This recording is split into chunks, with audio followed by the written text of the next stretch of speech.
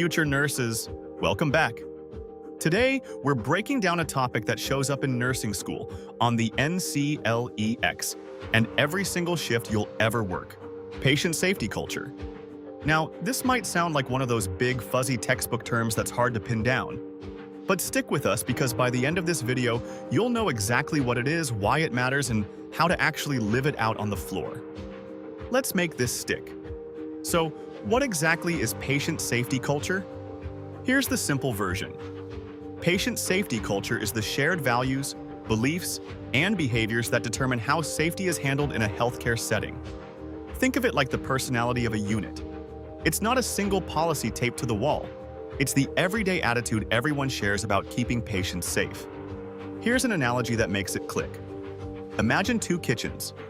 First kitchen, when someone spills oil on the floor, they quietly clean it up and say nothing, hoping no one noticed.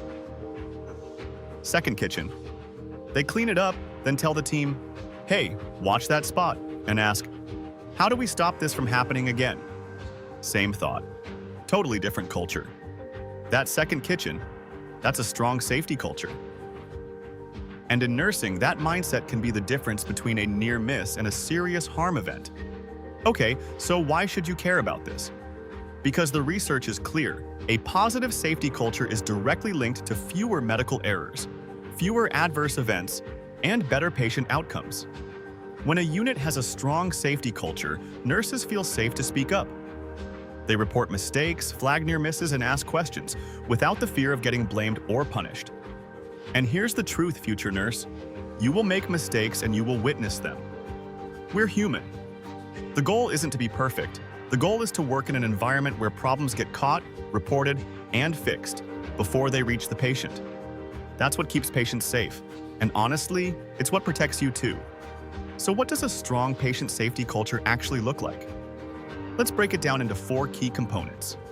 1. Open communication. This is the foundation. Team members, from new grads to seasoned charge nurses, feel free to speak up about safety concerns without fear of reprimand. If you notice something off, you say something. No hesitation. 2.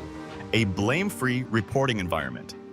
In a healthy culture, when an error or near miss happens, the first question isn't who messed up. It's what in our system allowed this to happen, and how do we fix it? This encourages people to report problems instead of hiding them. 3. Teamwork and collaboration. Safety is a team sport. Nurses, providers, pharmacists, and techs all work together, share information clearly, and look out for one another. Tools like SBAR, situation, background, assessment, recommendation, help everyone communicate on the same page. Culture starts at the top. When leadership genuinely prioritizes safety, dedicates resources to it, and listens to frontline staff, the whole unit follows. Now, here's a concept that ties all of this together, and it's a high-yield one: just culture. A just culture balances 2 things that might seem opposite: no blame and accountability. It does this by separating behavior into 3 buckets. 1. Human error, an honest slip or mistake. The response: console and support. 2. At-risk behavior, taking a shortcut, like skipping a step to save time. The response: coach and educate. 3. Reckless behavior, knowingly ignoring a safety rule. The response: this one calls for accountability. Here's the key takeaway. In a just culture, the response is based on the behavior, not the outcome. So even if a patient wasn't harmed, recklessly skipping a surgical timeout still merits action.